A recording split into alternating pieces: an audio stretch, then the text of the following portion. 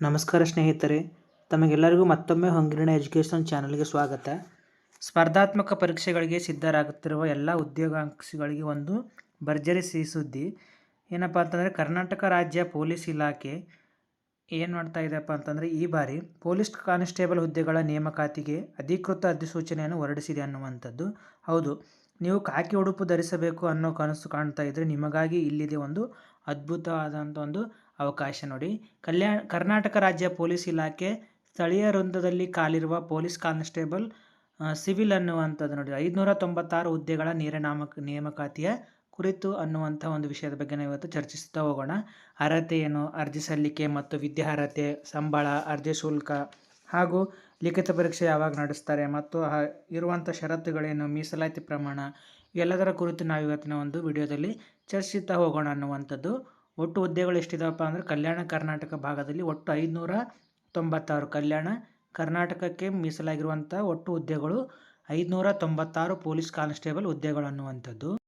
ನೋಡಿ, ಕರ್ನಾಟಕ ರಾಜ್ಯದ ಪೊಲೀಸ್ ಇಲಾಖೆಯಲ್ಲಿ ಖಾಲಿ ಇರುವ ಪೊಲೀಸ್ ಕಾನ್ಸ್ಟೇಬಲ್ ಸಿವಿಲ್ ಖಾಲಿ ಹುದ್ದೆಗಳ ನೇರ ನೇಮಕಾತಿಗಾಗಿ ಕರ್ನಾಟಕ ರಾಜ್ಯ ಪೊಲೀಸ್ ಲಿಪಿಕ ನೌಕರರ ಸೇವೆಗಳು ಸೇರಿದಂತೆ ನಿಯಮ 2004 ಮತ್ತು ಅದರ ತಿದ್ದುಪಡಿ ನಿಯಮ 2009 ಕರ್ನಾಟಕ ರಾಜ್ಯ ಪೊಲೀಸ್ ಲಿಪಿಕ ಸೇವೆಗಳನ್ನು ಒಳಗೊಂಡ ತಿದ್ದುಪಡಿ ನಿಯಮಗಳು 2014, 16, 20, 21 ಮತ್ತು ಸರ್ಕಾರದ ಆದೇಶ ಸಂಖ್ಯೆ HD 44 PPA 2026 ದಿನಾಂಕ 13/4/2026ರಲ್ಲಿ ಪೊಲೀಸ್ ಕಾನ್ಸ್ಟೇಬಲ್ ವೃಂದದ ಹುದ್ದೆಗಳ ನೇರ ನೇಮಕಾತಿಯಲ್ಲಿನ ವಿಧಾನ ಮತ್ತು ಅರ್ಹತೆಗಳನ್ನು ಪರಿಷ್ಕರಿಸಿದನ್ವಯ ಹಾಗೂ ಕರ್ನಾಟಕ ಸಾರ್ವಜನಿಕ ಉದ್ಯೋಗ ಹೈದರಾಬಾದ್ ಕರ್ನಾಟಕ ಪ್ರದೇಶಕ್ಕೆ ನೇಮಕಾತಿ ಮೀಸಲಾತಿ ಆದೇಶ 2013 ಹಾಗೂ ಕರ್ನಾಟಕ ಸಾರ್ವಜನಿಕ ಉದ್ಯೋಗ ಹೈದರಾಬಾದ್ ಕರ್ನಾಟಕ ಪ್ರದೇಶಕ್ಕೆ ನೇಮಕಾತಿ ಮೀಸಲಾತಿ ಅರ್ಹತಾ ಪ್ರಮಾಣ ಪತ್ರಗಳ ನೀಡಿಕೆ ನಿಯಮಗಳು 2013 ಹಾಗೂ ಕರ್ನಾಟಕ ಸರ್ಕಾರದ ಸುತ್ತೋಲೆ ಸಂಖ್ಯೆ CRSU 77 ಹೈದರಾಬಾದ್ ಕರ್ನಾಟಕ ಕೋ 2025 ದಿನಾಂಕ 3/6/2025ಕ್ಕೆ ಸಂಬಂಧಪಟ್ಟ ಹಾಗೆ ನೋಡಿ ಏನೇನಿದೆ ಅಂದರೆ ಅಧಿಸೂಚನೆಗಳನ್ನು ಹೊರಡಿಸ್ತಾ ಇದ್ದಾರೆ ಅನ್ನುವಂಥದ್ದು. ಒಟ್ಟು ಕಲ್ಯಾಣ ಕರ್ನಾಟಕ ಅಂದರೆ 371J ಸಂಬಂಧಪಟ್ಟ ಹಾಗೆ ಕಲ್ಯಾಣ ಕರ್ನಾಟಕ ಮೀಸಲಾತಿ ಅಡಿಯಲ್ಲಿರುವಂಥ ಒಟ್ಟು ಪೊಲೀಸ್ ಹುದ್ದೆಗಳ ಸಂಖ್ಯೆ ಎಷ್ಟಪ್ಪ ಅಂತಂದರೆ 596 ಹುದ್ದೆಗಳು. ಆ 596 ಹುದ್ದೆಗಳಿಗೆ ಮೊದಲ ಒಂದು ವೇತನ ಶ್ರೇಣಿ ಎಷ್ಟಿದೆಯಪ್ಪ ಅಂತಂದರೆ ನೋಡಿ, ಬೇಸಿಕ್ 37,500ರಿಂದ 76,100 ಇದು ಒಂದು ತಿಂಗಳ ಒಂದು ವೇತನ ಶ್ರೇಣಿ ಅಂತ ಹೇಳ್ತೀವಿ ನಾವು. ಹೌದಾ, ಬೇಸಿಕ್ ಎಷ್ಟಿದೆಯಪ್ಪ ಅಂದರೆ 37,500.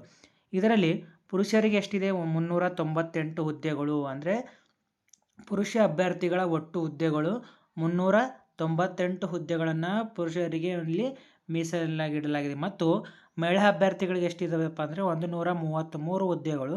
ಅದೇ ರೀತಿಯಾಗಿ ಸೇವಾನಿರತ ಪುರುಷರು ಅಂದರೆ ಫಾರ್ ಎಕ್ಸಾಂಪಲ್ ಮಿಲಿಟ್ರಿಯಲ್ಲಿ ಕೆಲಸ ಮಾಡಿರ್ತಾರೆ, ಬೇರೆ ಬೇರೆ ಡಿಪಾರ್ಟ್ಮೆಂಟ್ಗಳಲ್ಲಿ ಕೆಲಸ ಮಾಡಿ ಇಲ್ಲಿ ಸೇವೆಯನ್ನು ಬಯಸುವಂಥ ಅಭ್ಯರ್ಥಿಗಳಿಗೂ ಕೂಡ ಇಲ್ಲಿ ಸೇವಾನಿರತ ಪುರುಷರಿಗೆ 46 ಹುದ್ದೆಗಳು ಮತ್ತು ಸೇವಾನಿರತ ಮಹಿಳಾ ಉದ್ಯೋಗಿಗಳಿಗೆ 14 ಹುದ್ದೆಗಳು ಮತ್ತು ತೃತೀಯ ಲಿಂಗಿಗಳಿಗೆ 5 ಹುದ್ದೆಗಳು. ಒಟ್ಟು 396 ಹುದ್ದೆಗಳನ್ನು ಕಲ್ಯಾಣ ಕರ್ನಾಟಕಕ್ಕೆ ಮೀಸಲಾಗಿಡಲಾಗಿದೆ. ನೋಡಿ, ಎಲ್ಲ ಅಭ್ಯರ್ಥಿಗಳು ಕಲ್ಯಾಣ ಕರ್ನಾಟಕಕ್ಕೆ ಸಂಬಂಧಪಟ್ಟ ಅಭ್ಯರ್ಥಿಗಳು ಈ ಒಂದು ಹುದ್ದೆಗಳಿಗೆ ಅರ್ಜಿಯನ್ನು ಸಲ್ಲಿಸಬಹುದು. ಇದು ಸಪ್ರೇಟಾಗಿ 6 ಜಿಲ್ಲೆಗಳಿಗೆ ಸಂಬಂಧಪಟ್ಟಿರುವಂಥದ್ದು. ಈ ಹೊಸದಾಗಿ ವಿಜಯನಗರ ಜಿಲ್ಲೆಗೂ ಕೂಡ ಇದು ಸಂಬಂಧಪಟ್ಟಿರುತ್ತೆ. ನೋಡಿ, ನೆಕ್ಸ್ಟ್ ಮುಂದುವರೆದು ಹಾಗಾದರೆ ಈ ಹುದ್ದೆಗಳಿಗೆ ಏನೇನು ಶೈಕ್ಷಣಿಕ ವಿದ್ಯಾರ್ಹತೆಯನ್ನು ಹೊಂದಿರಬೇಕು. ನೋಡಿ, ವಿದ್ಯಾರ್ಹತೆ ಏನೇನಿದೆಯಪ್ಪ ಅಂತಂದರೆ, ಪೊಲೀಸ್ ಕಾನ್ಸ್ಟೇಬಲ್ ಸಿವಿಲ್ ಹುದ್ದೆಯ ವಿದ್ಯಾರ್ಹತೆ PUC ಅಥವಾ ತತ್ಸಮಾನ ವಿದ್ಯಾರ್ಹತೆ. ಅಂದರೆ ಇಲ್ಲಿ PUC ಪಾಸಾದಂಥ ಎಲ್ಲ ಅಭ್ಯರ್ಥಿಗಳು ಈ ಒಂದು ಪೊಲೀಸ್ ಪರೀಕ್ಷೆಯನ್ನು ಬರೀಲಿಕ್ಕೆ ಎಲಿಜಿಬಲ್ ಆಗ್ತಾರೆ ಅನ್ನುವಂಥದ್ದು. PUC ಅದರ ಜೊತೆಗೆ ಅದಕ್ಕೆ ಸಮನಾಗಿರುವಂಥ ತತ್ಸಮಾನ ವಿದ್ಯಾರ್ಹತೆ ಹೊಂದಿದ್ರೆ ಸಾಕು ಅನ್ನುವಂಥದ್ದು. ನೋಡಿ, ಇಲ್ಲಿ ನಾನು ಇಂಪಾರ್ಟೆಂಟ್ ಆಗಿರುವಂಥ ಕೆಲವು ಪಾಯಿಂಟ್ಸ್ಗಳನ್ನು ಮಾತ್ರ ನಿಮ್ಮ ಮುಂದೆ ಹೇಳ್ತಾ ಇದ್ದೀನಿ ಅನ್ನುವಂಥದ್ದು. ನೆಕ್ಸ್ಟ್ ಮುಂದುವರೆದು ವಿದ್ಯಾರ್ಹತೆ ಗೊತ್ತಾಯ್ತು ನಮಗೆ. ಇಲ್ಲಿ ಹಾಗಾದರೆ ಯಾವ ಒಂದು ಅಭ್ಯರ್ಥಿಗೆ ಎಷ್ಟು ವಯಸ್ಸಿನವರೆಗೆ ನಾವಿಲ್ಲಿ ಪರೀಕ್ಷೆಯನ್ನು ಬರೀಲಿಕ್ಕೆ ಅವಕಾಶ ಇದೆ ಅನ್ನುವಂಥದ್ದು. ವಯೋಮಿತಿ ಅಂತ ಹೇಳ್ತೀವಿ ನಾವು. ಹೌದಾ, ಯಾವ ವಯಸ್ಸಿನವರಿಗೆ ಎಷ್ಟು ಹುದ್ದೆಗಳಿಗೆ ಎಷ್ಟು ವರ್ಷದವರೆಗೆ ನಾವು ಇಲ್ಲಿ ಪರೀಕ್ಷೆಗೆ ಅರ್ಜಿಯನ್ನು ಸಲ್ಲಿಸಬಹುದು. ನೋಡಿ, ಅರ್ಜಿಗಳನ್ನು ಸ್ವೀಕರಿಸಲು ನಿಗದಿಪಡಿಸಿದ ಕೊನೆಯ ದಿನಾಂಕದಂದು ಕನಿಷ್ಠ 18 ವರ್ಷಗಳು ತುಂಬಿರತಕ್ಕದ್ದು ಹಾಗೂ ಈ ಕೆಳಕಂಡ ಗರಿಷ್ಠ ವಯೋಮಿತಿಯನ್ನು ಮೀರಿರಬಾರದು. ಅಂದರೆ ಕನಿಷ್ಠ ಎಷ್ಟು ವಯಸ್ಸಾಗಿರ್ಬೇಕು ಎಲ್ರಿಗೂ 18 ವರ್ಷ. ಅಂದರೆ PUC ಮುಗಿದಂಥವ್ರಿಗೆ ಎಲ್ರಿಗೂ ಕೂಡ ಇಲ್ಲಿ 18 ವರ್ಷ ಕಾಮನ್ ಆಗಿರುತ್ತೆ. ಹೌದಾ, ಎಲ್ಲರೂ ಕೂಡ 18 ವರ್ಷ ತುಂಬಿದಂಥವ್ರು ಈ ಒಂದು ಪರೀಕ್ಷೆಗೆ ಅರ್ಜಿಯನ್ನು ಸಲ್ಲಿಸ್ಬೋದು. ಅದೇ ರೀತಿಯಾಗಿ ಮುಂದುವರೆದು ಗರಿಷ್ಠ ವಯೋಮಿತಿ ಎಷ್ಟಿದೆ ನೋಡಿ, ಸಾಮಾನ್ಯ ಅರ್ಹತೆ ಅಭ್ಯರ್ಥಿಗಳಿಗೆ ಅಂದರೆ ಜನರಲ್ ಇರುವಂಥ ಅಭ್ಯರ್ಥಿಗಳಿಗೆ ಒಟ್ಟು 33 ವರ್ಷಗಳ ಒಂದು ಸಡಿಲಿಕೆ ಇದೆ ಅನ್ನುವಂಥ 33 ವರ್ಷದವರೆಗೆ ಒಂದು ಪೊಲೀಸ್ ಕಾನ್ಸ್ಟೇಬಲ್ ಹುದ್ದೆಯನ್ನು ಬರೀಲಿಕ್ಕೆ ಅವಕಾಶ ಇದೆ. ಮತ್ತು ಪರಿಶಿಷ್ಟ ಜಾತಿ, ಪರಿಶಿಷ್ಟ ಪಂಗಡ, ಪ್ರವರ್ಗ 1, ಪ್ರವರ್ಗ 2A, 2B, 3B, 3A ಅಭ್ಯರ್ಥಿಗಳಂದರೆ OBC ಅಂತ ಹೇಳ್ತೀವಿ ನಾವು. ಹೌದಾ? ಉಳಿದಂಥ OBC ಅಭ್ಯರ್ಥಿಗಳಿಗೆ ಈ ಒಂದು ಪರೀಕ್ಷೆಯನ್ನು ಬರೀಲಿಕ್ಕೆ 35 ವರ್ಷಗಳವರೆಗೆ ಅವರಿಗೆ ವಯಸ್ಸಿನ ಒಂದು ಮಿತಿಯನ್ನು ನೀಡಲಾಗಿದೆ ನೋಡಿ ಈ ಬಾರಿ. ಅದೇ ರೀತಿಯಾಗಿ ಕರ್ನಾಟಕದ ಅರಣ್ಯ ಪ್ರದೇಶಗಳಲ್ಲಿ ವಾಸಿಸುವ ಬುಡಕಟ್ಟು ಅಭ್ಯರ್ಥಿಗಳಿಗೆ ಒಟ್ಟು 38 ವರ್ಷದವರೆಗೆ ಈ ಒಂದು ಪರೀಕ್ಷೆಗೆ ಅವರು ಅರ್ಜಿಯನ್ನು ಸಲ್ಲಿಸ್ಬೋದು. ಅಂದರೆ 33 ವರ್ಷದವರಿಗೆ ಜನರಲ್ ಅವರು ಮತ್ತು ಇತರ OBC ವರ್ಗದವರು 35 ವರ್ಷಗಳವರೆಗೆ ಅಭ್ಯರ್ಥಿಗಳು ಪರೀಕ್ಷೆಯನ್ನು ಬರೀಲಿಕ್ಕೆ ಅರ್ಜಿಯನ್ನು ಸಲ್ಲಿಸಬಹುದು ಅನ್ನುವಂಥದ್ದು. ಮತ್ತು ಮುಂದುವರೆದು ಸೇವಾನಿರತ ಒಂದು ಅಭ್ಯರ್ಥಿಗಳು ಎಷ್ಟಿದೆ ನೋಡಿ. ಸಾಮಾನ್ಯ ಅರ್ಹತೆ ಜನರಲ್ನವರು 38 ವರ್ಷವರೆಗೂ ಕೂಡ ಅವರು ಅರ್ಜಿಯನ್ನು ಸಲ್ಲಿಸಬಹುದು. ಅದೇ ರೀತಿಯಾಗಿ ಇತರೆ OBC ಒಂದು ಅಭ್ಯರ್ಥಿಗಳು 40 ವರ್ಷದವರೆಗೆ ಇವರು ಪೊಲೀಸ್ ಇಲಾಖೆಯನ್ನು ಸೇರಲಿಕ್ಕೆ ಅರ್ಜಿಯನ್ನು ಸಲ್ಲಿಸಬಹುದಾಗಿದೆ ನೋಡಿ. ನೆಕ್ಸ್ಟ್ ಮುಂದುವರೆದು ಅರ್ಜಿಯನ್ನು ಸಲ್ಲಿಸಲಿಕ್ಕೆ ಏನನ್ನು ಮಾಡಬೇಕು ಅನ್ನೋ ಅರ್ಜಿ ಸಲ್ಲಿಸುವ ವಿಧಾನ ನೋಡಿ. ಪ್ರಾಧಿಕಾರ ಅಂದರೆ ಈ ಬಾರಿಯ ಒಂದು ಪರೀಕ್ಷೆ ಯಾರು ನಡೆಸ್ತಾರಪ್ಪ ಅಂತಂದರೆ ಕರ್ನಾಟಕ ಎಜುಕೇಷನ್ ಅಥಾರಿಟಿ ಅಂತ ಹೇಳ್ತೀವಿ ನಾವು. ಹೌದಾ? KAದವರು ಏನು ಮಾಡ್ತಾರೆ, ಈ ಬಾರಿಯ ಒಂದು ಪರೀಕ್ಷೆಯನ್ನು ಕಂಡಕ್ಟ್ ಮಾಡ್ತಿದ್ದಾರೆ ಅನ್ನುವಂಥದ್ದು ನೋಡಿ. http://cet.karnataka.government.in KAನಲ್ಲಿ ನೀಡಲಾಗಿರುವ ಲಿಂಕನ್ನು ಆಯ್ಕೆ ಮಾಡಿ ಆನ್ಲೈನ್ ಮುಖಾಂತರ ಅರ್ಜಿಯನ್ನು ಸಲ್ಲಿಸಲಿಕ್ಕೆ ಅವಕಾಶವನ್ನು ಮಾಡಲಾಗಿದೆ. ಅಭ್ಯರ್ಥಿಗಳು ಹುದ್ದೆಗಳ ವರ್ಗೀಕರಣದಲ್ಲಿ ಪ್ರಕಟಿಸಿದ ಯಾವುದಾದ್ರೂ ಒಂದು ಘಟಕಕ್ಕೆ ಮಾತ್ರ ಅರ್ಜಿಯನ್ನು ಸಲ್ಲಿಸಬಹುದು. ಅಂದರೆ ಇಂಪಾರ್ಟೆಂಟ್ ನೋಡಿರಿ, ಯಾವುದಾದ್ರೂ ಒಂದು ಘಟಕಕ್ಕೆ ಮಾತ್ರ ಇಲ್ಲಿ ಅರ್ಜಿಯನ್ನು ಸಲ್ಲಿಸಲಿಕ್ಕೆ ಇಲ್ಲಿ ಅವಕಾಶವನ್ನು ಮಾಡಿಕೊಡಲಾಗಿದೆ. ಕಲ್ಯಾಣ ಕರ್ನಾಟಕಕ್ಕೆ ಅಭ್ಯರ್ಥಿಗಳು ಒಂದು ಘಟಕಕ್ಕೆ ಮಾತ್ರ ಇಲ್ಲಿ ಅರ್ಜಿಯನ್ನು ಸಲ್ಲಿಸಲಿಕ್ಕೆ ಈ ಬಾರಿ ಅವಕಾಶವನ್ನು ನೀಡಲಾಗಿದೆ ನೋಡಿ. ಆನ್ಲೈನ್ ಅರ್ಜಿ ಸಲ್ಲಿಸಲಿಕ್ಕೆ ಯಾವಾಗ ಪ್ರಾರಂಭವಾಗ್ತವೆ ನೋಡಿ, ಇದು ಇಂಪಾರ್ಟೆಂಟ್ ಆಗಿರುವಂಥದ್ದು. ಅಂದರೆ ಇದೇ ತಿಂಗಳ 8ನೇ ತಾರೀಕು ಅಂತಂದರೆ 8ನೇ ತಾರೀಕು ಅಂದರೆ ಸೋಮವಾರದಿಂದ ಏನಾಗುತ್ತೆ, ಅರ್ಜಿಗಳು ಆನ್ಲೈನ್ ಪ್ರಾರಂಭ ಮಾಡ್ತಾರೆ. 96 ಹುದ್ದೆಗಳಿಗೆ 8ನೇ ತಾರೀಕಿಂದ ಅರ್ಜಿಯನ್ನು ಪ್ರಾರಂಭ ಆಗ್ತವೆ. ಮತ್ತು ಕೊನೆಯ ದಿನಾಂಕ ಯಾವಾಗ ಅಂತಂದರೆ 7ನೇ ತಿಂಗಳು ಅಂದರೆ ಜುಲೈ 3ರವರೆಗೆ ನಾವಿಲ್ಲಿ ಅರ್ಜಿಯನ್ನು ಸಲ್ಲಿಸ್ಬೋದು. ಮತ್ತು ಶುಲ್ಕ ಪಾವತಿಸಲು ಅಂದರೆ ನಾವು ಪೇಮೆಂಟ್ ಮಾಡಲಿಕ್ಕೆ ಒಂದು ದಿನ ಎಕ್ಸ್ಟ್ರಾ ಕೊಟ್ಟಿದ್ದಾರೆ. 4ನೇ ತಾರೀಕು ಜುಲೈವರೆಗೂ ಕೂಡ ನಾವಿಲ್ಲಿ ಏನು ಮಾಡ್ಬೋದು, ಪೇಮೆಂಟನ್ನು ಮಾಡ್ಬೋದು. ಇದೇ ತಿಂಗಳ 8ನೇ ತಾರೀಕಿಂದ ಪ್ರಾರಂಭ ಮಾಡಿ ಮುಂದಿನ ತಿಂಗಳ 3ನೇವರೆಗೆ ನಾವು ಅರ್ಜಿಯನ್ನು ಸಲ್ಲಿಸ್ಬೋದಾಗಿದೆ ನೋಡಿ. ನೆಕ್ಸ್ಟು ತರಬೇತಿಯನ್ನು ಪಡೆದಂಥ ಅಭ್ಯರ್ಥಿಗಳು, ನೇಮಕಾತಿ ಹೊಂದಿದ ಅಭ್ಯರ್ಥಿಗಳು DG IGPರವರು ಕಾಲಕಾಲಕ್ಕೆ ನಿರ್ದಿಷ್ಟಪಡಿಸಿದ ಪೊಲೀಸ್ ತರಬೇತಿ ಶಾಲೆಗಳಲ್ಲಿ 9 ತಿಂಗಳ ಮೂಲ ಬುನಾದಿ ತರಬೇತಿಯನ್ನು ಪಡೆಯಬೇಕು. ಆಲ್ರೆಡಿ ಎಲ್ಲ ಗೊತ್ತಿರುತ್ತೆ ನೀವು ಕಾಮನ್ ಆಗಿ. ಸೆಲೆಕ್ಷನ್ ಆದಂಥ ಅಭ್ಯರ್ಥಿಗಳು 9 ತಿಂಗಳ ಏನು ಮಾಡಬೇಕು, ಅವರು ಟ್ರೈನಿಂಗನ್ನು ಪಡಿಬೇಕಾಗತ್ತೆ ಅನ್ನುವಂಥದ್ದು. ಅಂದರೆ ಸೆಲೆಕ್ಷನ್ ಆದಂಥ ಅಭ್ಯರ್ಥಿಗಳು 9 ತಿಂಗಳ ಕಾಲ ಟ್ರೈನಿಂಗನ್ನು ಪಡಿಬೇಕು. ಅದರ ಜೊತೆಗೆ ನೇಮಕಾತಿಯ ಮೂಲಕ ಆಯ್ಕೆಗೊಂಡ ಅಭ್ಯರ್ಥಿಗಳು 2 ವರ್ಷ 6 ತಿಂಗಳು ಕಾಯಂ ಪೂರ್ವ PPT ಅಂತ ಹೇಳ್ತೀವಿ ನಾವು.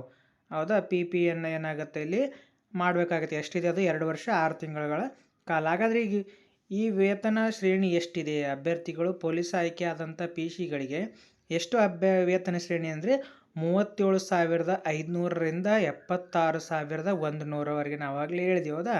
ಈ ರೀತಿಯಾದಂಥ ಒಂದು ಸೌಲಭ್ಯ ವೇತನ ಶ್ರೇಣಿ ಕೂಡ ಇಲ್ಲಿ ನೀಡಿದ್ದಾರೆ ನೋಡಿ. ಹಾಗಾದರೆ ಶುಲ್ಕ ಎಷ್ಟಿದೆ? ಅಪ್ಲಿಕೇಶನ್ ಹಾಕಿದಂತಹ ಅಭ್ಯರ್ಥಿಗಳಿಗೆ ಈ ಬಾರಿ ಎಷ್ಟು ಹಣವನ್ನು ಕಟ್ಟಬೇಕು ನೋಡಿ. ಚಲನ್ ಅಂತ ಹೇಳ್ತೀನಿ. ಹೌದಾ? ಚಲನ್ ಎಷ್ಟು ಕಟ್ಟಬೇಕು?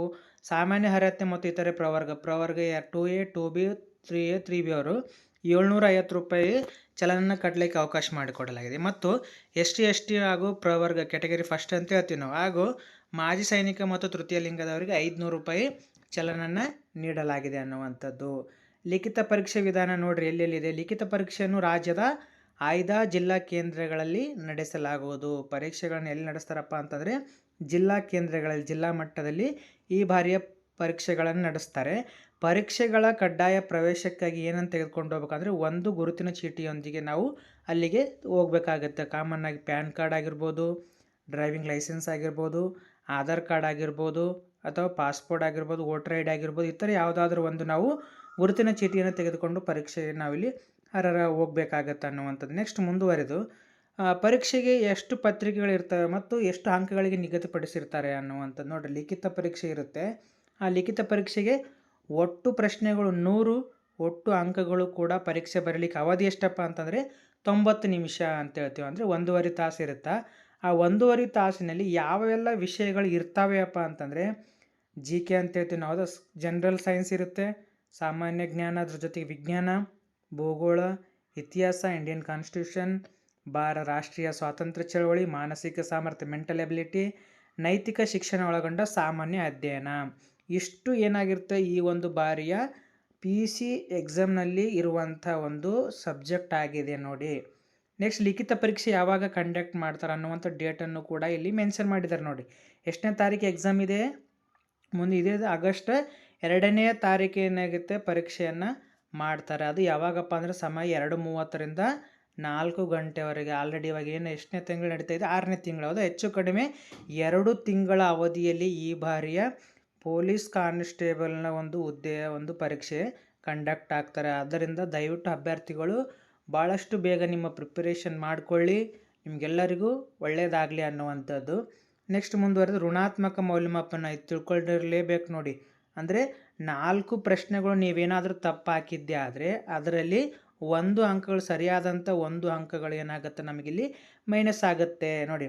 ಲಿಖಿತ ಪರೀಕ್ಷೆಯ ಪ್ರಶ್ನೆ ಪತ್ರಿಕೆಗಳಲ್ಲಿನ ಪ್ರತಿಯೊಂದು ಪ್ರಶ್ನೆಗೂ 4 ಪರ್ಯಾಯ ಉತ್ತರಗಳಿದ್ದು ಅಭ್ಯರ್ಥಿ ಯಾವುದಾದ್ರೂ ಒಂದು ಸರಿ ಉತ್ತರವನ್ನು ಮಾತ್ರ ಆಯ್ಕೆ ಮಾಡತಕ್ಕದ್ದು. ಪ್ರತಿ ತಪ್ಪು ಉತ್ತರಕ್ಕೆ 4ನೇ 1 ಅಂಶದಷ್ಟು 0.25 ಅಂಕಗಳನ್ನು ಕಳೆಯಲಾಗುವುದು. ಅಂದರೆ ಇಲ್ಲಿ ನಾವು ಒಂದು ವೇಳೆ 4 ಪ್ರಶ್ನೆ ತಪ್ಪು ಮಾಡಿದ್ದೀವಪ್ಪ ಅಂತಂದರೆ ಸರಿಯಾಗಿರುವಂಥ ಒಂದು ಉತ್ತರ ನಮಗೆ ಕೂಡ ಏನಾಗುತ್ತೆ ಇಲ್ಲಿ ಮೈನಸ್ ಆಗುತ್ತೆ ಅನ್ನುವಂಥದ್ದು. ನೋಡಿರಿ, ಆಲ್ರೆಡಿ 5 ಹಾಕಿದ್ದೀರಿ ನೀವು. ಎಷ್ಟು ಹಾಕಿದ್ರಿಪ್ಪ ಅಂತಂದರೆ 5 ಹಾಕಿದರೆ 5ರಲ್ಲಿ ನೀವು 1 ಸರಿ ಹಾಕಿದ್ದೀರಿ, 4 ಏನಾಗಿದೆ ಇಲ್ಲಿ ತಪ್ಪು ಹಾಕಿದ್ರಿ. ಆವಾಗ ಈ 4ಕ್ಕೆ ಸೇರಿದ್ದು ಕೂಡ ಏನು ಮಾರ್ಕ್ಸ್ ಏನಾಗುತ್ತೆ ಇಲ್ಲಿ ತಪ್ಪಾಗುತ್ತೆ ಅನ್ನುವಂಥದ್ದು. ಈ ರೀತಿ ಅಂದರೆ ಒಟ್ಟು 4 ತಪ್ಪು ಹಾಕಿದರೆ ಸರಿಯಾದಂಥ 1 ಮಾರ್ಕ್ಸನ್ನು ಕೂಡ ಇಲ್ಲಿ ಕಟ್ ಮಾಡ್ತಾರೆ. ನೆಗೆಟಿವ್ ವ್ಯಾಲ್ಯೂಯೇಷನ್ ಕೂಡ ಇಲ್ಲಿದೆ ನೋಡಿ. ಹಾಗಾದರೆ ಲಿಖಿತ ಪರೀಕ್ಷೆಯಲ್ಲಿ ಪಾಸಾದಂಥ ಅಭ್ಯರ್ಥಿಗಳು ಎಷ್ಟು ಜನ ಆಗ್ತಾರಪ್ಪ ಅಂದರೆ 1:5 ಅಡಿಯಲ್ಲಿ ನೋಡಿ ಅವರೇ ಕೊಟ್ಟಿದ್ದಾರೆ ಈಗಾಗಲೇ. 1:5 ಏನಾಗುತ್ತೆ ಇಲ್ಲಿ ಅರ್ಹ ಅಭ್ಯರ್ಥಿಗಳು ದೇಹದಾಢ್ಯ ಫಿಸಿಕಲ್ ಟೆಸ್ಟಿಗೆ ಇಲ್ಲಿ ಕಳಿಸ್ತಾರೆ ಅನ್ನುವಂಥದ್ದು.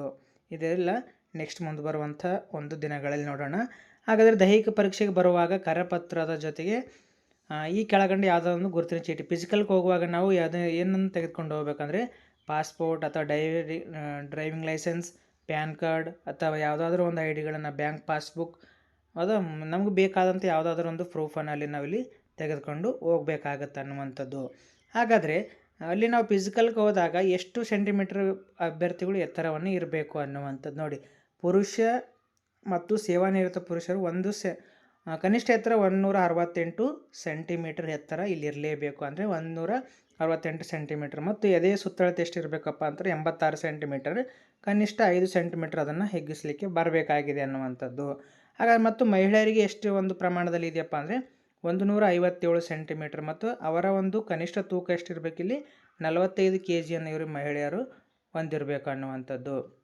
ಮತ್ತು ಕರ್ನಾಟಕ ಅರಣ್ಯ ಪ್ರದೇಶಗಳಲ್ಲಿರುವಂಥ ಜನರ ಒಂದು ಸರಾಸರಿ ಎತ್ತರ 155 ಸೆಂಟಿಮೀಟರ್ ಆಗಿರಬೇಕು. ಮತ್ತು ಎದೆ ಸುತ್ತಳತೆ 5 ಸೆಂಟಿಮೀಟರ್ ಕನಿಷ್ಠ ವಿಸ್ತರಿಸುವುದರೊಂದಿಗೆ ಸಂಪೂರ್ಣವಾಗಿ ಹಿಗ್ಗಿಸಿದಾಗ 75 ಸೆಂಟಿಮೀಟರ್ ಇರಬೇಕು. ಅಂದರೆ ಈ ಎದೆಯನ್ನು ಉಬ್ಬಿಸಿದಾಗ ಅವರ ಒಂದು ಎದೆ ಸುತ್ತಳತೆ 75 ಸೆಂಟಿಮೀಟರ್ಗಳಿಗಿಂತ ಕಡಿಮೆ ಇಲ್ಲದಂತೆ ಇರಬೇಕು ಆಗುತ್ತೆ ಅನ್ನುವಂಥದ್ದು. ಮತ್ತು ಮಹಿಳಾ ಅಭ್ಯರ್ಥಿಗಳ ಒಂದು ಕನಿಷ್ಠ ಎತ್ತರ ಎಷ್ಟು ಅರಣ್ಯ ಪ್ರದೇಶಗಳಿರುವಂಥ ಹೆಣ್ಮಕ್ಳದ್ದು 150 ಸೆಂಟಿಮೀಟರ್ ಆಗಿದೆ ನೋಡಿ. ನೆಕ್ಸ್ಟು ಎಷ್ಟು ಒಂದು ಪ್ರಮಾಣದಲ್ಲಿ ಪುರುಷ ಅಭ್ಯರ್ಥಿಗಳು ರನ್ನಿಂಗನ್ನು ಪಾಸ್ ಮಾಡಬೇಕು ಅನ್ನುವಂಥದ್ದು ನೋಡಿರಿ. ಈ ಬಾರಿಯ ಪುರುಷ ಅಭ್ಯರ್ಥಿಗಳು 1600 ಮೀಟರನ್ನು ಅಲ್ಲಿ ಓಡಬೇಕು. ಎಷ್ಟು ಸಮಯ ನಿಗದಿಪಡಿಸಲಾಗಿದೆ? 6 ನಿಮಿಷ 30 ಸೆಕೆಂಡ್ ಒಳಗಡೆ ಈ ಪುರುಷ ಅಭ್ಯರ್ಥಿಗಳು ಈ ಬಾರಿಯ ಒಂದು ಫಿಸಿಕಲ್ನಲ್ಲಿ ಪಾಸ್ ಮಾಡಬೇಕು. ಮತ್ತು ಎತ್ತರ ಅಥವಾ ಲಾಂಗ್ ಜಂಪ್ ಎರಡರಲ್ಲಿ ಯಾವುದಾದ್ರೂ ಒಂದನ್ನು ನಾವಿಲ್ಲಿ ಸೆಲೆಕ್ಟನ್ನು ಮಾಡ್ಬೋದು ನೋಡಿ. ಎತ್ತರ ಜಿಗಿತ ಮಾಡಬೇಕಾಗಿದ್ರೆ 1.20 ಮೀಟರ್ಗಿಂತ ಕಡಿಮೆ ಇಲ್ಲದಂತೆ ಜಿಗಿಬೇಕು. ಮತ್ತು ಉದ್ದ ಜಿಗಿತ ಬಂದಾಗ 3.80 ಮೀಟರ್ಗಿಂತ ಕಡಿಮೆ ಇಲ್ಲದಂತೆ ನಾವಿಲ್ಲಿ ಎತ್ತರವನ್ನು ಉದ್ದ ಜಿಗಿತವನ್ನು ಜಿಗಿಬೇಕಾಗತ್ತೆ. ಅದರಲ್ಲಿ 3 ಅವಕಾಶಗಳನ್ನ ಇಲ್ಲಿ ಮಾಡಿಕೊಡ್ತಾರೆ ನೋಡಿ. ಅದರ ಜೊತೆಯಾಗಿ ಪುರುಷ ಅಭ್ಯರ್ಥಿಯ ಗುಂಡು ಎಸೆತ ಅಂದರೆ 7.26 kg ಒಂದು ಗುಂಡನ್ನು 5.60 ಮೀಟರ್ಗಿಂತ ಕಡಿಮೆ ಇಲ್ಲದಂತೆ ಇಲ್ಲಿ ಎಸೆಯಬೇಕಾಗತ್ತೆ ದೂರ ಅನ್ನುವಂಥದ್ದು. ಇಲ್ಲಿ ಕೂಡ 3 ಅವಕಾಶಗಳನ್ನು ನೀಡಿದ್ದಾರೆ.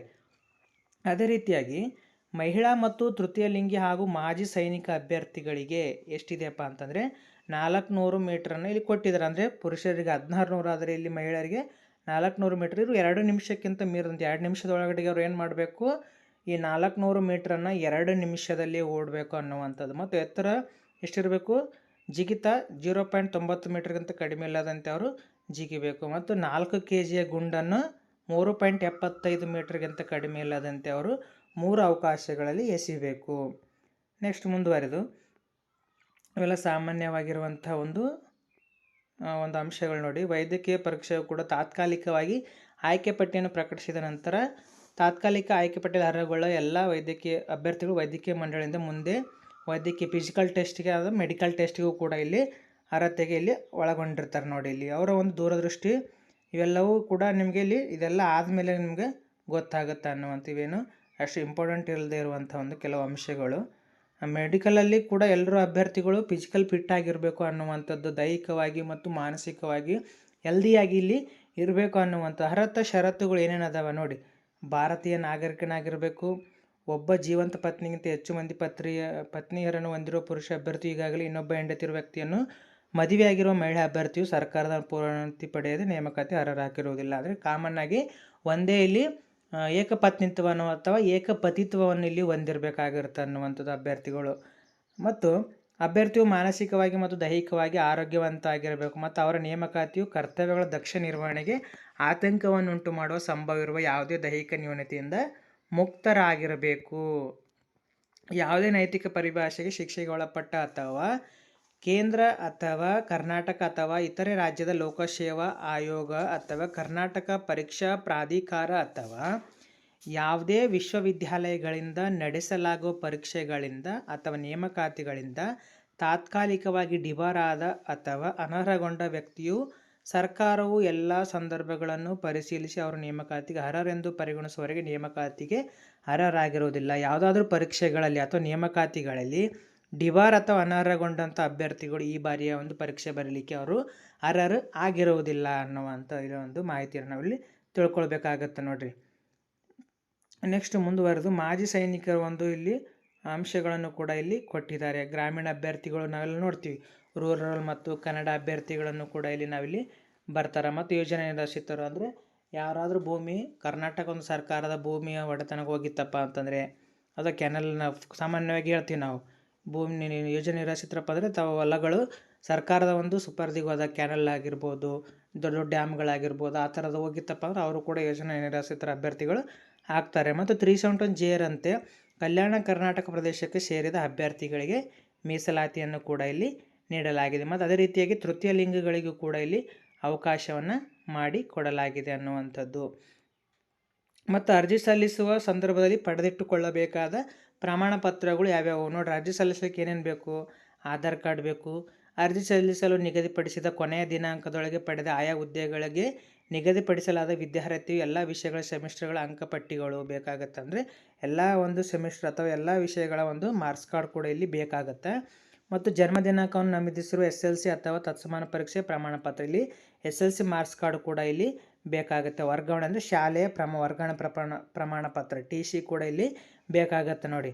ಸೈನಿಕ ಸೇವೆಯಿಂದ ಬಿಡುಗಡೆಯಾದ ಪ್ರಮಾಣ ಪತ್ರ ಮತ್ತು ಪಿಂಚಣಿ ಅಥವಾ ಗ್ರ್ಯಾಚ್ಯುಯಿಟಿ ಪಡೆಯುತ್ತಿರುವ ಪ್ರಮಾಣ ಪತ್ರ ಅಥವಾ ಮಾಜಿ ಸೈನಿಕ ಅವಲಂಬಿತರಾಗಿದ್ದಲ್ಲಿ, ಮಾಜಿ ಸೈನಿಕರು ಸೇವೆಯಲ್ಲಿರುವಾಗ ಮೃತಪಟ್ಟಿದ್ದಲ್ಲಿ ಅಥವಾ ಶಾಶ್ವತವಾಗಿ ಅಂಗವಿಕಲರಾದ ಪ್ರಮಾಣ ಪತ್ರ, ಮಾಜಿ ಸೈನಿಕ ಮೀಸಲಾತಿ ಕೋರಿದ್ದಲ್ಲಿ ಅಂದರೆ ಮಾಜಿ ಸೈನಿಕರು ಮೀಸಲಾತಿ ಕೋರಿದಲ್ಲಿ ಇವರಿಗೂ ಕೂಡ ಒಂದು ಪ್ರಮಾಣ ಪತ್ರ ಇಲ್ಲಿ ಬೇಕಾಗತ್ತೆ ನೋಡಿ. ಅದೇ ರೀತಿಯಾಗಿ 5ನೇ ಒಂದು ಪಾಯಿಂಟ್ ಏನಿದೆಪ್ಪ ಅಂದರೆ ಪರಿಶಿಷ್ಟ ಜಾತಿ, ಪರಿಶಿಷ್ಟ ಪಂಗಡ, ಪ್ರವರ್ಗ 1, ಪ್ರವರ್ಗ 2A, ಪ್ರವರ್ಗ 2B, ಪ್ರವರ್ಗ 3A ಮತ್ತು ಪ್ರವರ್ಗ 3B ಮೀಸಲಾತಿ ಪ್ರಮಾಣ ಪತ್ರಗಳು ಪ್ರಸ್ತುತ ಚಾಲ್ತಿಯಲ್ಲಿರುವ ನಮೂನೆಗಳಲ್ಲಿ, ಅಂದರೆ ನಾವೆಲ್ಲ ಕ್ಯಾಶ್ ಇನ್ಕಮ್ ಏನು ಮಾಡ್ತೀವಿ ಕೇಳ್ತೀವಲ್ಲ, ನಾವೆಲ್ಲ ಯಾವ್ಯಾವ ವರ್ಗದಲ್ಲಿ ಬರ್ತೀವಿ ಅಂತೇಳಿ, ಕ್ಯಾಶ್ ಇನ್ಕಮ್ ಕೂಡ ಏನಾಗಬೇಕು ಇಲ್ಲಿ ಸರಿಯಾದ ಒಂದು ದಿನಾಂಕದ ಒಳಗಡೆಯಲ್ಲಿ ನಮೂದಿಸಿರ್ಬೇಕು. ಯಾವುದೇ ಒಂದು ದಿನಾಂಕವು ಕೂಡ ಇಲ್ಲಿ ಮುಗಿದೋಗಿರಬಾರ್ದು ಅನ್ನುವಂಥದ್ದು. ಮತ್ತು ಗ್ರಾಮೀಣ ಮೀಸಲಾತಿ ಪ್ರಮಾಣ ಪತ್ರ ನಮೂನೆ 1, 2ರಲ್ಲಿ ಗ್ರಾಮೀಣ ಮೀಸಲಾತಿ ಕೋರಿದ ಸಾಮಾನ್ಯ ಅರ್ಹತೆ ಅಭ್ಯರ್ಥಿಗಳು ನಮೂನೆ 1 ಮಾತ್ರ, ಹಾಗೂ ಗ್ರಾಮೀಣ ಮೀಸಲಾತಿ ಕೋರಿದ ಪರಿಶಿಷ್ಟ ಜಾತಿ ಅಥವಾ ಪರಿಶಿಷ್ಟ ಪಂಗಡ ಪ್ರವರ್ಗ 1, ಪ್ರವರ್ಗ 2, ಪ್ರವರ್ಗ 2B, 3A, 3B ಅಭ್ಯರ್ಥಿಗಳು ನೋಡಿರಿ, ಅವರು ಕೂಡ ಈ ಒಂದು ಪ್ರಮಾಣ ಪತ್ರಗಳನ್ನ ಬರೆಸಿಟ್ಕೊಂಡಿರ್ಬೇಕು ಅನ್ನುವಂಥದ್ದು. ಅಂದರೆ ಯಾವೆಲ್ಲಿ ನಾವು ಮೀಸಲಾತಿಯನ್ನು ಕೋರ್ತೀವೋ ಎಲ್ಲ ಪ್ರಮಾಣ ಪತ್ರಗಳನ್ನು ನಾವಿಲ್ಲಿ ರೆಡಿಯಾಗಿ ಇಟ್ಕೊಂಡಿರಬೇಕು. ಕನ್ನಡ ಮಾಧ್ಯಮದಲ್ಲಿ ವ್ಯಾಸಂಗ ಮಾಡಿದ ಪ್ರಮಾಣ ಪತ್ರ ಹಾಗೂ ವಿಶೇಷ ಚೇತನ ಮೀಸಲಾತಿ ಪ್ರಮಾಣ ಪತ್ರವು ಕೂಡ ಇಲ್ಲಿ ಮಗು ಇಲ್ಲಿ ಅಭ್ಯರ್ಥಿಗಳು ತೆಗೆದುಕೊಂಡಿರ್ಬೇಕು ಅನ್ನುವಂಥದ್ದು. ಅಭ್ಯರ್ಥಿಗಳು ಆನ್ಲೈನ್ ಮೂಲಕ ಅರ್ಜಿ ಸಲ್ಲಿಸುವಾಗ ಎಲ್ಲ ಮಾಹಿತಿಗಳನ್ನು ಸರಿಯಾಗಿ ಭರ್ತಿ ಮಾಡಿರೋ ಬಗ್ಗೆ ಖಚಿತಪಡಿಸಿಕೊಂಡು ನಂತರ ಒಂದು ಪ್ರತಿಯನ್ನು ಡೌನ್ಲೋಡ್ ಮಾಡಿಕೊಳ್ಳಬೇಕು ಮತ್ತು ಶುಲ್ಕ ಪಾವತಿಯ ಚಲನನ್ನು ನೇಮಕಾತಿ ಪ್ರಕ್ರಿಯೆ ಮುಗಿಯುವವರೆಗೂ ಕಾಯ್ದಿಟ್ಟುಕೊಳ್ಳತಕ್ಕದ್ದು. ನಾವೇನು ಚಲನ್ ಕಟ್ಟಿರ್ತೀವಲ್ಲ ಆ ಚಲನನ್ನು ನಾವು ಯಾವುದೇ ಕಾರಣಕ್ಕೂ ಕಳ್ಕೊಬಾರ್ದು. ಅದು ನೇಮಕಾತಿ ಪ್ರಕ್ರಿಯೆ ಮುಗಿಯುವವರೆಗೂ ಕೂಡ ಮುಂದೆ ನಮ್ಗೆ ಆರ್ಡ್ರ್ ಕಾಪಿ ನೀವೇನಾದರೂ ಸೆಲೆಕ್ಟ್ ಆಗಿರಪ್ಪ ಅಂದರೆ ನಿಮ್ಮ ಆರ್ಡ್ರ್ ಕಾಪಿ ಕೊಡುವಾಗಲೂ ಕೂಡ ಇದು ಕೇಳ್ತಾರೆ ಒಂದು ವೇಳೆಯಲ್ಲಿ. ಅದು ಕೂಡ ನಾವು ಚೆನ್ನಾಗಿ ಇಟ್ಕೊಳ್ಬೇಕು ನೋಡಿ. ನಂತರ ಯಾವುದೇ ಹಂತದಲ್ಲಿ ಪ್ರಾಧಿಕಾರಕ್ಕೆ ಮನವಿಯನ್ನು ಸಲ್ಲಿಸಿದ್ದಲ್ಲಿ ಅರ್ಜಿ ಪ್ರತಿಯನ್ನು ನೀಡಲಾಗುವುದಿಲ್ಲ. ನೆಕ್ಸ್ಟು, ಅಭ್ಯರ್ಥಿಗಳು ಆನ್ಲೈನ್ನಲ್ಲಿ ಮೂಲಕ ಸಲ್ಲಿಸಲಾಗುವ ಅರ್ಜಿಯಲ್ಲಿ ಯಾವುದೇ ಹಂತದಲ್ಲಿ ಅಥವಾ ಯಾವುದೇ ರೀತಿಯ ತಿದ್ದುಪಡಿಗಳನ್ನು ಮಾಡುವಂತೆ ಕೋರಿದ್ದಲ್ಲಿ ಸದರಿ ಮನವಿಯನ್ನು ಪುರಸ್ಕರಿಸಲಾಗುವುದಿಲ್ಲ. ಆನ್ಲೈನಲ್ಲಿ ಏನಾದರೂ ಒಂದು ವೇಳೆ ನೀವು ಹಾಕಿರ್ತೀರ ಅಪ್ಲಿಕೇಶನ್, ಡೇಟ್ ಆಫ್ ಬರ್ತ್ ತಪ್ಪಾಗಿರ್ಬೋದು, ಸ್ಪೆಲ್ಲಿಂಗ್ಗಳು ಮಿಸ್ಟೇಕ್ ಆಗಿರ್ಬೋದು, ಅಂಥದ್ದು ಏನಾದರೂ ಆಗಿತ್ತಪ್ಪ ಅಂದರೆ ನೀವು ಅದಕ್ಕೆ ಅರ್ಜಿ ಸಲ್ಲಿಸಿದ್ದೆ, ಮನವಿಯನ್ನು ಮಾಡ್ಕೊಂಡಿದ್ದು, ರಿಕ್ವೆಸ್ಟನ್ನು ಕಳಿಸಿದ್ದೆ ಆದರೆ ಅದನ್ನು KAದವರು ತೆಗೆದುಕೊಳ್ಳೋದಿಲ್ಲ. ಅದಕ್ಕೆ ನಾವು ಹಾಕುವಾಗಲೇ ಸರಿಯಾಗಿ ಏನು ಮಾಡಬೇಕು, ಎಲ್ಲದು ಡೇಟ್ ಆಫ್ ಬರ್ತು, ಸ್ಪೆಲ್ಲಿಂಗ್ಗಳು, ಅಂಕಿ ಅಂಶಗಳು ಸರಿಯಾಗಿದ್ದಾವಲ್ಲ ಅಂತೇಳಿ ಚೆಕ್ ಮಾಡಿಕೊಂಡು ನಾವು ಸಬ್ಮಿಟನ್ನು ಕೊಡಬೇಕು ಅನ್ನುವಂಥ ಅಂಶವನ್ನು ಗಮನದಲ್ಲಿಟ್ಕೊಳ್ಬೇಕು ನೋಡಿರಿ. ಈಗಾಗಲೇ ಸೇವೆ ಸಲ್ಲಿಸಿದ ಅಭ್ಯರ್ಥಿಗಳು ಆಯ್ಕೆಯಾದ ಪಕ್ಷದಲ್ಲಿ ಅವರುಗಳ ನೇಮಕಾತಿ ಪ್ರಾಧಿಕಾರಗಳಿಂದ ನಿಗದಿತ ನಮೂನೆಯಲ್ಲಿ ನಿರಪೇಕ್ಷಣ ಪ್ರಮಾಣಪತ್ರ ಅಥವಾ ಅನುಮತಿಯನ್ನು ಅಥವಾ ಸೇವಾ ಪ್ರಮಾಣಪತ್ರವನ್ನು ಪಡೆದಿಟ್ಟುಕೊಂಡು ನೇಮಕಾತಿ ಪ್ರಾಧಿಕಾರಕ್ಕೆ ಸಲ್ಲಿಸತಕ್ಕದ್ದು. ಹಾಗೂ ಸೇವಾ ವಿವರಗಳನ್ನು ಅರ್ಜಿಯಲ್ಲಿ ನಮೂದಿಸಬೇಕು. ಸುಳ್ಳು ಮಾಹಿತಿಯನ್ನು ನಮೂದಿಸಿದ್ದಲ್ಲಿ ಅನರ್ಹಗೊಳಿಸಲಾಗುವುದು. ಅಂದರೆ ಯಾವುದಾದ್ರೂ ಒಬ್ಬ ಅಭ್ಯರ್ಥಿಗಳು ಡಿಪಾರ್ಟ್ಮೆಂಟನ್ನು ಚೇಂಜ್ ಮಾಡುವಾಗ, ಅಂದರೆ ಈ ಫಾರ್ ಎಕ್ಸಾಂಪಲ್ ಎಜುಕೇಷನ್ ಡಿಪಾರ್ಟ್ಮೆಂಟ್ ಇರ್ಬೋದು, ಎಜುಕೇಷನ್ ಡಿಪಾರ್ಟ್ಮೆಂಟ್ ಹಿಡ್ಕೊಂಡು ಇವಾಗ ನಾವು ಪೊಲೀಸ್ ಇಲಾಖೆಗೆ ಬರಬೇಕು ಅಂದ್ಕೊಂಡಿದ್ದೀವಪ್ಪ ಅಂದರೆ ಎಜುಕೇಷನ್ ಒಂದು ಇಲಾಖೆಯಿಂದ ಅವರು ಅನುಮತಿಯನ್ನು ಪಡೆದುಕೊಂಡಿರ್ಬೇಕು. ಆವಾಗಲೇ ಅವರು ಅಪ್ಲಿಕೇಶನನ್ನು ಹಾಕಲಿಕ್ಕೆ ಸಾಧ್ಯ ಆಗುತ್ತೆ ಅನ್ನುವಂಥದ್ದು. ಶುಲ್ಕ ಪಾವತಿಸಲು ಕೊನೆಯ ದಿನಾಂಕವು ಸಾರ್ವತ್ರಿಕ ರಜೆ ದಿನವಾಗಿ ಘೋಷಿಸಲ್ಪಟ್ಟರೆ ಆ ದಿನಾಂಕದ ಮಾರನೇ ಕೆಲಸ ದಿನವು ಕೊನೆಯ ದಿನಾಂಕವಾಗೋದು. ಒಂದು ವೇಳೆ ಅಂದರೆ ಚಲನನ್ನು ತುಂಬಲಿಕ್ಕೆ ಕೊನೆಯ ಡೇಟ್ ಫಿಕ್ಸ್ ಮಾಡಿದ್ದಾಗ ಆ ಕೊನೆಯ ಡೇಟ್ ಸಾರ್ವತ್ರಿಕ ಅಂದರೆ ಗೌರ್ಮೆಂಟ್ ಹಾಲಿಡೇ ಇತ್ತಪ್ಪ ಅಂದರೆ ಅದ್ರ ಮರುದಿನವೂ ಕೂಡ ನಾವಿಲ್ಲಿ ಚಲನವನ್ನು ತುಂಬಲಿಕ್ಕೆ ಅವಕಾಶವನ್ನು ಮಾಡಿಕೊಟ್ಟಿರ್ತಾರೆ ನೋಡಿ. ಅಭ್ಯರ್ಥಿಯು ಅರ್ಜಿಯಲ್ಲಿ ನೀಡುವ ಮೊಬೈಲ್ ಸಂಖ್ಯೆ ಹಾಗೂ ಇಮೇಲ್ ಅಂತಿಮವಾಗಿದ್ದು ಎಲ್ಲ ಮಾಹಿತಿಗಳನ್ನು ಅದೇ ಮೊಬೈಲ್ ಸಂಖ್ಯೆ ಇಮೇಲ್ಗೆ ಕಳಿಸಲಾಗುವುದು. ಇದು ಇಂಪಾರ್ಟೆಂಟ್ ಆಗಿರುವಂಥದ್ದು. ಅಂದರೆ ಮೊಬೈಲ್ ನಂಬರ್ ಯಾವ ಕೊಡ್ತೀವಿ ನಾವು ಅಪ್ಲಿಕೇಶನ್ ಹಾಕುವಾಗ ಮೊಬೈಲ್ ನಂಬರ್ ಮತ್ತು ಇಮೇಲ್, ಅದಕ್ಕೆ ಎಲ್ಲ ಒಂದು ಅಂಶಗಳನ್ನು ಕೂಡ ಅವರು ಸೆಂಡ್ ಮಾಡ್ತಾರೆ KAದವರು. ಅಂದರೆ ಯಾವುದಾದ್ರೂ ಮಾಹಿತಿಗಳು ಇದ್ದಲ್ಲಿ, ಅಂದರೆ ಯಾವಾಗ ಪರೀಕ್ಷೆ ಮಾಡ್ತೀವಿ, ಹಾಲ್ ಟಿಕೆಟ್ ಯಾವಾಗ ತೆಗೆದುಕೊಳ್ಬೇಕು ಅನ್ನುವಂಥ ಅಂಶಗಳು. ಹುದ್ದೆಗೆ ನಿಗದಿಪಡಿಸಿರುವ ವಿದ್ಯಾರ್ಹತೆಯ ಪರೀಕ್ಷೆಗೆ ಹಾಜರಾಗಿ ಅರ್ಜಿ ಸಲ್ಲಿಸಲು ನಿಗದಿಪಡಿಸಿರುವ ಕೊನೆಯ ದಿನಾಂಕದೊಳಗೆ ಫಲಿತಾಂಶ ಪ್ರಕಟವಾಗದ ಪಕ್ಷದಲ್ಲಿ ಅಂಥ ಅಭ್ಯರ್ಥಿಗಳು ಅರ್ಜಿ ಸಲ್ಲಿಸುವಂತಿಲ್ಲ. ಅಂದರೆ ಈಗ ಆಲ್ರೆಡಿ ರಿಸಲ್ಟೇ ಬಿಟ್ಟಿಲ್ಲ ಅಂಥ ಅಭ್ಯರ್ಥಿಗಳು ಹೋಗಿಗೆಸಿಂದ PUCದು ಡೇಟ್ ಬರಲಿಲ್ಲ ಅಂದ್ರೆ ಅಂಥ ಅಭ್ಯರ್ಥಿಗಳು ಅರ್ಜಿ ಸಲ್ಲಿಸಲಿಕ್ಕೆ ಇಲ್ಲಿ ಅವಕಾಶ ಇಲ್ಲ ಅನ್ನುವಂಥವೆಲ್ಲ ಕಾಮನ್ ಆಗಿರುವಂಥ ಕೆಲವು ಅಂಶಗಳು ನೋಡಿ. ನೆಕ್ಸ್ಟ್ ಮುಂದುವರೆದು ದುರ್ನಡತೆ. ಯಾರಾದರೂ ಒಬ್ಬ ವ್ಯಕ್ತಿಗಳು ನಕಲಿ ವ್ಯಕ್ತಿ ಆಗಿರುವನೆಂದು ಅಥವಾ ಕೋಟಾ ದಸ್ತಾವೇಜು ಅಥವಾ ತಿದ್ದಲಾದ ದಸ್ತಾವೇಜುಗಳನ್ನು ಸಲ್ಲಿಸಿರುವನೆಂದು ಅಥವಾ ತಪ್ಪು ಅಥವಾ ಸುಳ್ಳು ಹೇಳಿಕೆ ನೀಡುವನೆಂದು ಅಥವಾ ವಾಸ್ತವಿಕ ಮಾಹಿತಿಯನ್ನು ಮರೆಮಾಚಿರುವನೆಂದು ತಿಳಿದು ಬಂದಲ್ಲಿ ನೋಡಿರಿ, ಯಾವುದಾದ್ರೂ ಅಭ್ಯರ್ಥಿ ಪರೀಕ್ಷೆಯನ್ನು ಬರೆಯುವ ಸಂದರ್ಭದಲ್ಲಿ ಪರೀಕ್ಷೆ ಅಭ್ಯರ್ಥಿಯ ಬದಲು ಮತ್ತೊಬ್ಬ ಅಭ್ಯರ್ಥಿ ಪರೀಕ್ಷೆ ಬರಲಿಕ್ಕೆ ಹೋದಾಗ ಅವರ ಮೇಲೆ ಇಲ್ಲಿ ಶಿಸ್ತಿನ ಕ್ರಮವನ್ನು ಕೂಡ ಇಲ್ಲಿ ತೆಗೆದುಕೊಳ್ತಾರೆ ಅನ್ನುವಂಥದ್ದು. ಶಿಸ್ತು ಕ್ರಮವು ಕೂಡ ಇಲ್ಲಿ ತೆಗೆದುಕೊಳ್ತಾರೆ. ಆದ್ದರಿಂದ ಯಾವ ಅಭ್ಯರ್ಥಿ ಅರ್ಜಿ ಸಲ್ಲಿಸಿರ್ತಾನೆ ಆ ಅಭ್ಯರ್ಥಿ ಪರೀಕ್ಷೆಯಲ್ಲಿ ಪಾಲ್ಗೊಳ್ಬೇಕು ಅನ್ನುವಂಥದ್ದು ನೋಡಿರಿ. ಎಲ್ಲ ಅಭ್ಯರ್ಥಿಗಳು ಯಾವೆಲ್ಲ ಅಭ್ಯರ್ಥಿಗಳು ಗೊತ್ತಾಯ್ತು ನಮಗೆ, ಯಾವ ಅಭ್ಯರ್ಥಿಗಳು ಎಷ್ಟಕ್ಕೆ ನಾವಿಲ್ಲಿ ಅರ್ಜಿಯನ್ನು ಸಲ್ಲಿಸಬಹುದು ಅನ್ನುವಂಥ. ಇಲ್ಲಿ ಇಂಪಾರ್ಟೆಂಟ್ ಆಗಿರುವಂಥದ್ದು ಏನಪ್ಪ ಅಂತಂದರೆ PUC ತತ್ಸಮಾನ ಒಂದು ಅರ್ಹತೆ. ಅಂದರೆ ಎಲ್ಲ ಅಭ್ಯರ್ಥಿಗಳು PUCಯನ್ನು ಇಲ್ಲಿ ಪಾಸ್ ಮಾಡಿರಬೇಕು. ಪುರುಷ ಅಭ್ಯರ್ಥಿಗಳು 1600 ಮೀಟ್ರನ್ನು ಇಲ್ಲಿ ಓಡಬೇಕು ಮತ್ತು ಮಹಿಳಾ ಅಭ್ಯರ್ಥಿಗಳು 400 ಮೀಟ್ರನ್ನು ಓಡಬೇಕು. ಇಲ್ಲಿ 100 ಅಂಕದ ಒಂದು ಪ್ರಶ್ನೆಗಳು 100 ಅಂಕಕ್ಕೆ ಇರ್ತವೆ. ಒಟ್ಟು ನಿಮಿಷಗಳು 90 ನಿಮಿಷಗಳು. ಆ ಪರೀಕ್ಷೆ ಯಾವಾಗ ಕಂಡಕ್ಟ್ ಮಾಡ್ತಾರಪ್ಪ ಅಂದರೆ ಇದೇ ಆಗಸ್ಟ್ 2ನೇ ತಾರೀಕು ಇಲ್ಲಿ ಪರೀಕ್ಷೆಯನ್ನು ತೆಗೆದುಕೊಳ್ತಾರೆ ಅನ್ನುವಂಥದ್ದು ನೋಡಿರಿ. ಪರೀಕ್ಷೆ ಅರ್ಜಿ ಸಲ್ಲಿಸಲಿಕ್ಕೆ ಇರುವಂಥ ದಿನಾಂಕ ಮತ್ತೊಮ್ಮೆ ಹೇಳ್ತಾ ಇದ್ದೀನಿ, 8ನೇ ತಾರೀಕು, ಇದೇ ತಿಂಗಳ 8ನೇ ತಾರೀಕಿಂದ ಆರಂಭವಾಗಿ ಮುಂದಿನ ತಿಂಗಳ 3ನೇವರೆಗೂ ಕೂಡ ನಾವಿಲ್ಲಿ ಅರ್ಜಿಯನ್ನು ಸಲ್ಲಿಸಬಹುದು ಅನ್ನುವಂಥದ್ದು. ಮುಂದಿನ ವಿಡಿಯೋಗಳಲ್ಲಿ ನಾವು ಈ ಪರೀಕ್ಷೆಗೆ ಸಂಬಂಧಪಟ್ಟ ಆಗಿರೋ ಕೆಲವು ಒಂದು ಕ್ಲಾಸ್ಗಳನ್ನು ಕೂಡ ತೆಗೆದುಕೊಳ್ತೀನಿ. ನೀವು ಇಷ್ಟ ಇದ್ದವರು ಆ ವಿಡಿಯೋಗಳನ್ನು ನೋಡ್ಬೋದು. ಧನ್ಯವಾದಗಳು. ಮತ್ತೊಂದು ವಿಡಿಯೋದಲ್ಲಿ ಸಿಗೋಣ.